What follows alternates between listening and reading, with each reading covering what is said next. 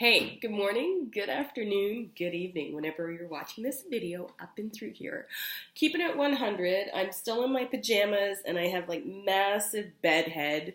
Um, so I want to keep it authentic. No makeup, no special lighting. I'm in my kitchen. You can see my calendar behind me. But it's coming up on the new year. And last year I made this video that everybody really liked, talking about how our do better, be better culture is going to start coming for you around right now.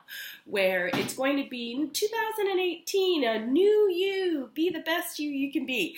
Don't buy in. I think that's garbage. My favorite saying that I'm going to borrow from last year was, I was fabulous in 2017. I'm going to be fabulous in 2018.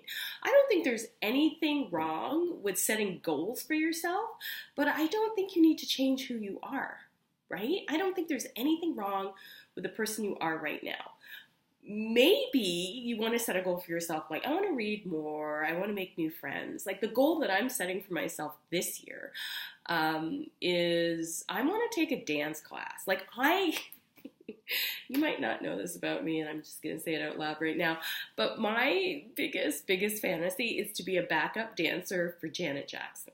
Okay, so I grew up following the Jacksons, right? The Jackson 5 were around when I was a kid. They actually had a variety show on TV when I was a kid. And I was a big Janet Jackson fan in the 90s, the Rhythm Nation tour. I did her as air band. I went to her concert when she came to Joe Louis Arena on the Rhythm Nation tour. And I've always been just a huge fan of Janet Jackson. We've had similar struggles in her life, so I really identify with her. So this year I decided to take a dance class, and I was inspired by a BuzzFeed video where this woman who always plays this awkward character decided she wanted to do something that made her feel sexy. I just want to do it because I think it'll be fun, so I've enlisted a girlfriend and we're going to just do a drop-in dance class, and that's really the only goal, is to do things I think that make me scared, or do things that I think will give me a new perspective, maybe be open to new conversations, but I'm not going to buy into bullshit diet culture. So I want you to be careful about the messages you receive on social media. And I just finished listening, and I tagged it on my Facebook page. I just finished listening to Prince Harry interviewed Barack Obama for the BBC. Apparently they did this interview in a hotel room in Toronto. So shout out to my Canadian family. So they were talking about he was talking about some of the dangers of social media.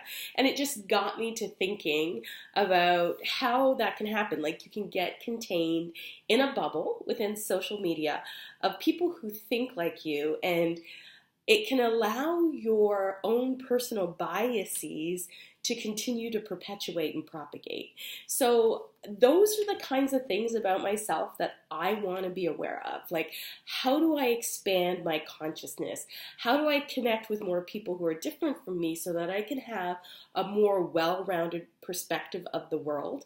I think, quite honestly, I'm going to be less caught up in what's going on in social media. I find myself spending less and less time on Facebook and more time I find on Instagram, just because there's a lot of stuff that comes at me constantly that makes me feel overwhelmed and helpless. So those are the kinds of things that I want to change, but I don't think these are things that I'm changing about myself, more so than I'm just expanding my awareness of my world around me.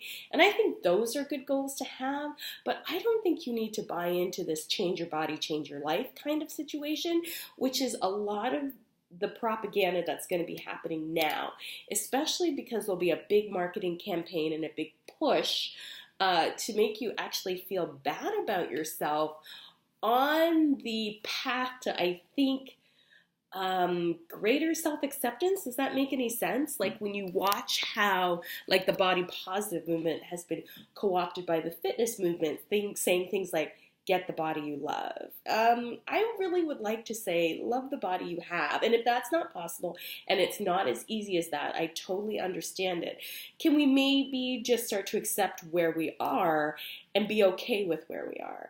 So having said that, I'm doing a lot of projects this year that are all going to come to fruition, I think, in the next couple of months. One of them is a course on my own personal website, Yogastea, around making the practice fit your body, which I think is really fun. So I'm just offering different ways that you can create variations for your body type, right? And different ways to look at yoga. I know there has been this narrative around yoga in traditional lineages that we're using this asana practice to discipline the body. And I have a really hard time with that because I don't think my body has done anything that it needs to be disciplined for. I'm just grateful that my body shows up for me. So I don't know if you've noticed it in my voice, but yesterday I was so sick. Like, I had the worst cough, so much so that my thoracic spine hurts and I threw my neck out from coughing so badly. And so I slept the entire day, so much so that I missed a doctor's appointment because I just decided to lie down before my doctor's appointment and slept like clear through to the evening. And then I got up, had something to eat, and went back to bed and slept for another 8 hours. And I'd woken up this morning, and I'm feeling maybe 60% better. And I thought that was miraculous that just taking some rest allowed my body some time to heal itself. So why would I discipline it for showing up and doing the best that it can? So I don't know if you can see this, but I cut my finger on Christmas Eve. Do you see that? I cut my finger like just so bad on Christmas Eve. It would not stop bleeding. I thought I was going to have to go to the hospital and get a stitch in it, that I cut it so deep when I was cutting up bread on Christmas Eve. And what really just was amazing to me is I got a Band-Aid and I taped it together. I left the Band-Aid on for a couple of days and then I took it off, and like it's sore, but it's not painful. So my body started healing itself amazingly, and I just take these things for granted all the time, that I'm going to cut my finger and it's just going to heal itself, or I get to sleep and I'll feel better, and so I don't really feel like I'm at odds with my body where I have to discipline it for, I don't know, for not looking a certain way or not achieving a certain pose. I think that's a dangerous way to look at our bodies, that we have to discipline it. So I would like to change that narrative to, can I coexist in my body in a way that benefits both of us, that benefits my psyche, my soul, my perception of the world, and that allows my body to exist in the state that it shows up in without me being constantly critical of it. Because the conversations that you have in your head, your body's actually hearing. And that was, I came really conscious of that actual idea or concept when I was pregnant. And I was complaining about being pregnant, that my back hurt, or I couldn't fit into my shoes anymore, or my wedding rings didn't fit, and all that stuff. And I was really hard on my body for adjusting to accommodate another life. And I'm talking to my body in this way, and I'm thinking, how does that manifest? And how do those messages actually also affect the person that is currently living inside me, right? In that moment, right? That person's not 12 years old, but I just had to change my perspective, right? So I want you to be critical and careful of the messages you receive. And I really want you just to be in 2018.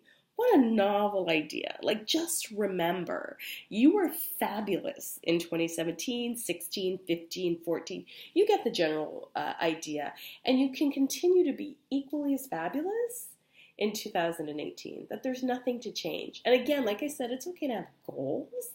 I think it has goals. My goal is to get to a dance class and not completely humiliate myself. And if I do, it's a learning experience. Maybe be open to new ideas, but I'm not gonna change my body, and I'm not gonna create a whole new me. I think I'm just gonna enhance who I already am by broadening my perspective of the world, understanding more about myself, making new friends, maybe trying new foods, stuff like that. I think those are great ways to experience your life, but don't buy into this diet and fitness culture, that new body, new you nonsense, because that's garbage. And that is just feeding into your insecurities to pay shareholders and not to come to you. I also want you to understand that this practice of yoga is for all of us. It's for the people, by the people. So remember that you too are invited to this particular practice. And go out there and find places where you have opportunities to feel comfortable. So a few things that you might be interested in that I'm doing, once again, is making the Yoga Fit Your Body course that I'm doing on yogastea.com, and I'll link to it in the description box below. I also am doing a women's empowerment initiative with Yoga International, and that's great because it's just tools for feeling more powerful exactly where you are, which I think is important. Just feeling like just looking at the entirety of your life and understanding that it's custom made for you, and there's lots to learn here, and you've been really successful, and this is really great. And I'm also doing a challenge with OmStars. So if you wanted to get back on your mat, say in 2018, because it feels good to practice yoga, not that you're trying to change anything, but it just feels good to connect with your breath and have a spiritual experience, that is also happening. So my family just walked in, so I'm going to peace out now. So I wanted to say to you, Happy New Year. Thank you for being here, and look forward to great things happening in 2018. But knowing that you don't have to change anything, that great things are just going to happen. It's all in your perspective. Thanks, everybody. Peace out.